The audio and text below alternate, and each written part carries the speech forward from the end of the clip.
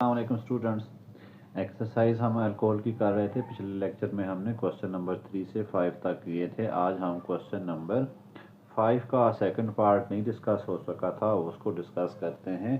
Question number 5 का second part क्या है हमारे पास? Tertiary alcohols are not oxidised by potassium permanganate और पोटाशियम डाइक्रोमेट। तो ये हमारे पास इसका जो था तीसरा पार्ट था, वो सेकंड पार्ट है, उसको हम डिस्कस करते हैं। वो हमसे पूछ रहे हैं कि जो टर्शियरी अल्कोहल हैं वो ऑक्सीडाइज नहीं होती, चाहे वो पोटाशियम परमैंगनेट से करा दें एसिडिफाइड या चाहे पोटाशियम डाइक्रोमेट से करा दें। तो इसका आपको पता है, आसान सा आंसर है। इसका आंसर कुछ इस तरह से है कि जो अल्कोहल जिनमें आपके पास अल्फ़ा हाइड्रोजन होती है वो ऑक्सीडाइज होती हैं। फॉर एग्ज़ाम्पल मैं अगर एथानॉल की बात करता हूँ, ये मेरे पास एथानॉल लिखा हुआ है।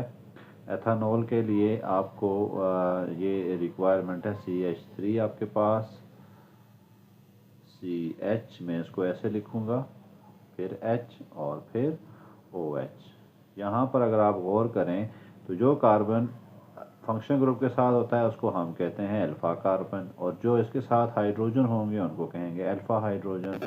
अब इस अल्कोहल में दो अल्फ़ा हाइड्रोजन हैं, ठीक है। इसलिए जब हम इसको ऑक्सीडाइज करते हैं पोटाशियम डाइक्रोमेट वगैरह साथ, तो ये दोनों हाइड्रोजन ऑक्सीजन के साथ शिफ्ट हो जाते हैं और इस तरह ये ऑक्सीडाइज होके हमें एल्डिहाइड दे देती है या फिर कीटोन दे देती है, एल्डिहाइड देती प्राइमरी अल्कोहल। तो इस तरह ये आसानी से ऑक्सीडाइज हो जाते हैं। लेकिन अब टर्शियरी अल्कोहल की अगर मैं बात करूं तो टर्शियरी अल्कोहल में हमारे पास अल्फ़ा हाइड्रोजन एक होता है, दो होने चाहिए हमारे पास, इसलिए टर्शियरी अल्कोहल जो है वो ऑक्सीडाइज नहीं होते। उसको मैं आपको बना के भी दिखा देता हूँ।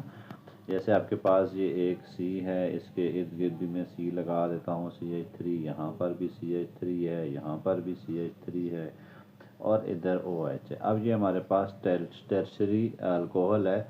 इसमें अगर आप गौर करें तो ये आपके पास अल्फ़ा का कार्बन है, ये आपके पास अल्फ़ा हाइड्रोजन है, लेकिन इस तरफ अगर आप देखें तीनों तरफ तो आपको कहीं भी और अल्फ़ा हाइड्रोजन नहीं मिलेगा। इसलिए जब आप ऑक्सीडाइजिंग एजेंट से रिएक्ट करवाएंगे तो अल्फ़ा हाइड्रोजन सिर्फ एक होने की वजह से ये रिएक्शन नहीं परफॉर्म हो सकता। तो इसलिए जो टर्शियरी कोर हैं वो ऑक्सीडाइज क्यों नहीं होते? क्योंकि उनके पास जो अल्फ़ा हाइड्रोजन है वो दो पूरे नहीं होते। ठीक है, इसका सिंपल सा ये आंसर है। तो मैंने यहाँ पर इसको लिख भी दिया है, इसको आप देख सकते हैं यहाँ पर। Since tertiary alcohol have not alpha hydrogen, यहाँ पर आप इजाफा कर सकते हैं कि इसके पास दो अल्फ़ा हाइड्रोजन नहीं होते, therefore they do not oxidise by acidified potassium permanganate या फिर एसिडिफाइड पोटाशियम डाइक्रोमेट। ठीक है, इटको ये प्रेफर करता है डिहाइड्रेशन को। जैसे यहाँ पर मैंने इक्वेशन लिख दी है, ये आपके पास प्राइमरी टर्शियरी अल्कोहल है, इसमें सिर्फ एक ही अल्फ़ा हाइड्रोजन है, बाकी अल्फ़ा हाइड्रोजन कोई भी नहीं है, ये कार्बन इसके साथ अटैच होता है। तो इसलिए ये जब इसको हम डिहाइड्रेट करते हैं तो यहाँ से इस कार्बन से OH, इस किसी तीन वाले का किसी तीन कार्बन से H जाता है, मैंने यहाँ से लेके गया हूँ। तो ये देखें C और ये आपके पास CH ही है, तो C डबल बॉन्ड CH, बाकी आपके पास ये अल्कोहल बन गई है। तो जो टर्शियरी अल्कोहल है वो ऑक्सीडाइज क्यों नहीं होती? क्योंकि उसके पास अल्फ़ा हाइड्रोजन नहीं होते। ठीक है, आई होप कि आपको ये क्वेश्चन क्लियर हो गया होगा। अब हम चलते हैं बाकी दूसरे क्वेश्चंस की तरफ और देखते हैं उनमें हमारे पास क्या है।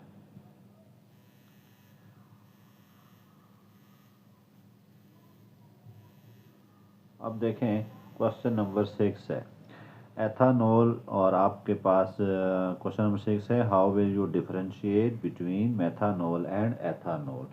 एथानॉल और मेथानॉल में आप कैसे डिफरेंशिएट करेंगे? तो हम इसको ज़रा पहले समझ लेते हैं। आंसर तो मैंने लिखे हुए हैं, लेकिन फिर भी आंसर इसको पहले समझना ज़रूरी है ताकि आपको कंप्लीट करना आना चाहिए रिएक्शन। तो चलें इसको समझने की कोशिश करते हैं। अब एथानॉल और मेथानॉल, इन दो को हम अगर बात करें तो डिफरेंशिएट होते हैं बाय आयोडोफॉर्म टेस्ट से। ठीक है, आइडोफार्म टेस्ट से जो दोनों प्राइमरी अल्कोहल हैं, एथानॉल भी और मेथानॉल भी, लेकिन जो एथानॉल है उसमें ये वाला ग्रुप प्रेजेंट होता है CH3COH और साथ में H, ये वाला ग्रुप इसके साथ प्रेजेंट होता है। इसलिए ये जो एथानॉल है वो आइडोफार्म टेस्ट परफॉर्म करती है। लेकिन उसके बजाय अगर हम देखें मेथानॉल को तो उसमें ये ग्रुप प्रेजेंट नहीं है। यहाँ देखें CH3 और OH है, इसके साथ एक H नहीं है। इसलिए ये वाले कोई भी प्राइमरी अल्कोहल जो है वो आइडोफार्म टेस्ट परफॉर्म नहीं करती सवाए एथानॉल के। तो हम इसलिए एथानॉल को और इसको कैसे डिफ्रेंशिएट करेंगे, हम बता सकते हैं कि एथानॉल और मेथानॉल जो है वो डिफ्रेंशिएट होते हैं बाय आइडोफार्म टेस्ट। अगर आप चाहते हैं मैं आइडोफार्म टेस्ट लिख भी दूं तो उसके लिए भी हम कर लेते हैं आइडोफार्म टेस्ट को। तो आइडोफार्म टेस्ट लिखना भी आपको दोबारा रिपीट हो जाएगा। चलें उसको लिखते हैं। सबसे पहले मैं ले रहा हूँ कौन सी अल्कोहल, एथानॉल, CH3,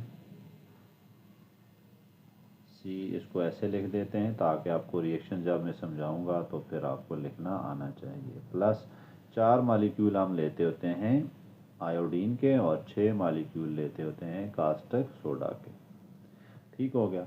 अब यहाँ पर ये वाला ग्रुप किस में चला जाता है, हेलोफार्म में, यानी आप कह सकते हैं CHI3 में चला गया। अब एक कार्बन बच गया है तो इसका आपने साल्ट बना देना है, कार्बोक्सिलिक साल्ट। एक का जो कार्बोक्सिलिक साल्ट होता है वो चूँकि एक का कार्बोक्सिलिक ग्रुप क्या है HCOOH फार्मिक एसिड होता है, तो इसका हम बना देंगे HCOONA, इधर नेगेटिव चार्ज इधर प्लस चार्ज। अब ये चीज़ भी हो गई, जितने कार्बन हो उतना वाला कार्बोक्सिलिक साल्ट। जहाँ 2 कार्बन होते तो मैं CH3COONA बनाता, 3 होते तो फिर मैं उसको और डिफ्रेंशिएट करता। आगे चलते हैं तो बाकी क्या बच गया, एक Na यूज़ हो गया तो 5NaI बच गया। उसके बाद क्या है आपके पास वाटर मालिक्यूल, तो वो आपके पास 6H2O या 5H2O लिखेंगे।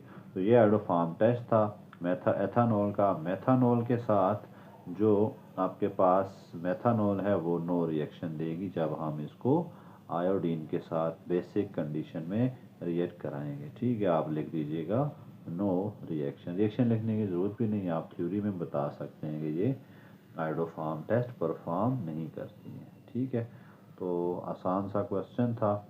आई होप कि आपको क्लियर हो गया होगा। ओके, अब हम चलते हैं आगे नेक्स्ट जो है क्वेश्चन उसकी तरफ।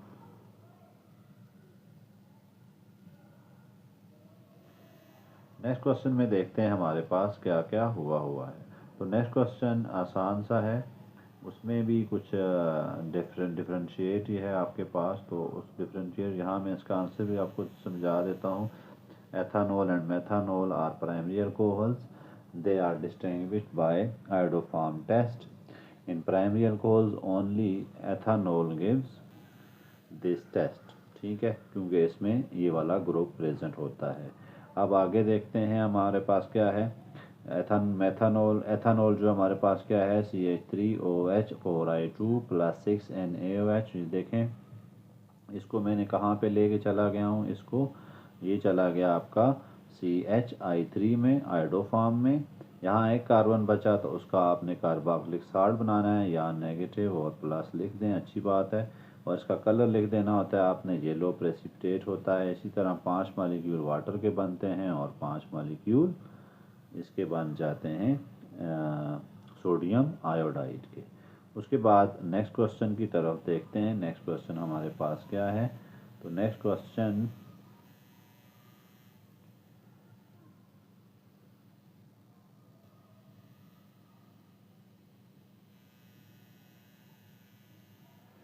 क्वेश्चन में देखें तो नेक्स्ट क्वेश्चन में आपको कह रहे हैं 1 प्रोपानॉल और 2 प्रोपानॉल में कैसे डिफ्रेंशिएट करेंगे आप। ठीक है, 1 प्रोपानॉल और 2 प्रोपानॉल, तो इसको भी डिस्कस करते हैं। पहले इनके फार्मूले लिख देते हैं। 1 प्रोपानॉल का मतलब है कि आपके पास CH3 CH2 और OH है।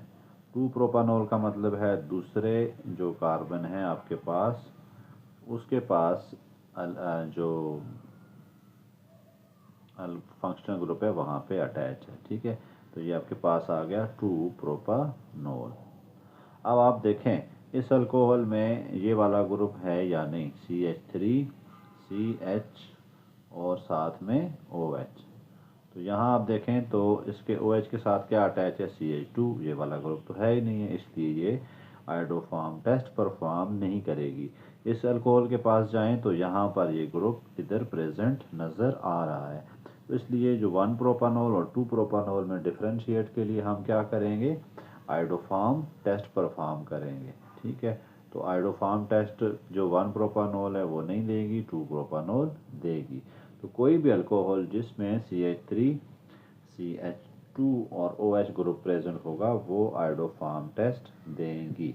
अब हम रिएक्शन लिखने की कोशिश करते हैं। जैसे मैं लिख देता हूँ 2 प्रोपानोल का, तो CH3 है, इसी तरह आगे आ गया CH और ऊपर OH। देखें यहाँ क्लियर नज़र आ रहा है ये वाला ग्रुप है। उसके बाद क्या है, CH3 प्लस, बाकी रिएक्शन वही हैं जो ऊपर लिखे थे आपने। 4 मालिक्यूल आपने लेने हैं आयोडीन के, प्लस 6 मालिक्यूल आपने ले लेने हैं कास्टिक सोडा के। ठीक हो गया। ये वाला पूरा ग्रुप आप ले जाएं आयोडोफॉर्म में, CHI3 प्लस, अब 2 कार्बन आ गए हैं। ठीक है, तो इसको हम कैसे लिखेंगे, CH3 COONA, कार्बोक्सिलिक साल्ट हमने बना दिया है। आपने एक रिएक्शन में लिखना है, यहाँ जगह कम है तब मैं 2 में लिख रहा हूँ। प्लस दूसरी चीज़ क्या बनेगी हमारे पास, कितने सोडियम बच गए, 5, तो 5NaI हो गया। और उसके बाद वाटर मॉलिक्यूल हैं तो वो भी 5 आप लिखते हैं। तो ये इसका रिएक्शन है। और 1 प्रोपानोल इसके साथ रिएक्शन नहीं करती, इसलिए उसका हम नहीं लिखेंगे अभी। ठीक है, तो आई होप कि आपको ये क्लियर हो गया होगा।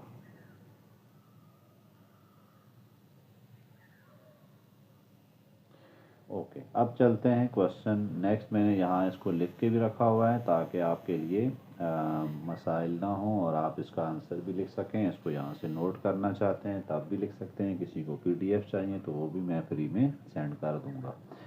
तो एथानॉल और मेथानॉल ये तो हमने कर दिया है। उसके बाद दूसरा देखते हैं, 1 propanol and 2 propanol can be differentiated by iodoform test. 2 propanol give iodoform test since it contains CH3 CHOH group. 1 propanol do not contain this group, so it does not give iodoform test. अब आ जाते हैं इसके बाद अगले page पे इसके साथ क्या लिखा हुआ है, तो उसमें देखें आप तो आपको मिलेगा यहाँ पर जो पूरा रिएक्शन है वो मैंने यहाँ पे लिख के रखा हुआ है। देखें 2 प्रोपानोल का 4I2 प्लस 6NaOH। अब मैंने क्या किया, इस ग्रुप को मैं ले गया हूँ किसमें, इस ग्रुप को हम लेके चले गए हैं इसमें आयोडोफॉर्म में। यहाँ 2 कार्बन बच गए थे तो उसका मैंने कार्बोक्सिलिक साल्ट बना दिया, CH3COONA और 5NaI प्लस दिस। और जो 1 प्रोपानोल है ये do not give iodoform test. ठीक है, अब हम चलते हैं बैक पे और देखते हैं नेक्स्ट क्वेश्चन हमारे पास क्या है। तो नेक्स्ट क्वेश्चन में हमसे क्या पूछा जा रहा है, क्वेश्चन नंबर 7 है आपके पास। Answer the following question. एक अल्कोहल को जब हीट करते हैं तो हमारे पास क्या बनता है। ठीक है, तो एक अल्कोहल को जब आप हीट करेंगे विद एल्यूमिना ऑक्साइड। अब आप देखें एल्यूमिनियम ऑक्साइड जो है वो क्या है, एक डिहाइड्रेटिंग एजेंट है। डिहाइड्रेटिंग एजेंट का मतलब क्या है, आप वाटर रिमूव करता है। एथानॉल की बात की है तो मैं अल्कोहल कोई भी उन्होंने कहा तो मैं यहाँ पर एथानॉल लूँगा, CH3 CH2 और साथ में OH। ठीक है, ये डिहाइड्रेटिंग एजेंट होता है। इसको जब मैं एल्यूमिना ऑक्साइड के साथ रिएक्ट करता हूँ एट हाई टेम्परेचर तो डेल्टा लिख देते हैं तो इथीन बनेगी। ठीक है, डिहाइड्रेशन होगी और क्या बनेगा, इथीन होगी। आप एलिमिनेशन रिएक्शन भी इसको कह सकते हैं। ये तो हो गया पहला पार्ट। अब दूसरे पार्ट में देखते हैं क्या हमसे पूछा जा रहा है। दूसरे पार्ट में है secondary alcohol is treated with acidified potassium permanganate. तो दूसरा पार्ट भी इम्पॉर्टेंट है। तो सेकेंडरी अल्कोहल जो है वो आपको हमेशा कीटोन देंगी। सेकेंडरी अल्कोहल क्या देंगी? कीटोन। प्राइमरी अल्कोहल देती हैं आपको कार्बोक्सिलिक, जो एसिडिफाइड करते हैं, ऑक्सीडाइज करते हैं तो पहले एल्डिहाइड देंगे और फिर कार्बोक्सिलिक एसिड। लेकिन सेकेंडरी अल्कोहल क्या देती हैं? जस्ट कीटोन देंगी। फॉर एग्जांपल मैं कुछ सेकेंडरी अल्कोहल लिखता हूँ, CH3, यहाँ पर C लिख देता हूँ, यहाँ पर OH लिख देता हूँ, इधर CH3 लिख देता हूँ और इधर H लिख देता हूँ। इसको जब हम ऑक्सीडाइज करते हैं तो अब यहाँ पर भी आपने ट्रिक सीखनी है, कहाँ कहाँ से आपको ऑक्सीडेशन होनी है। और ये उसमें किस में होगी? पोटाशियम डाइक्रोमेट में, K2Cr2O3।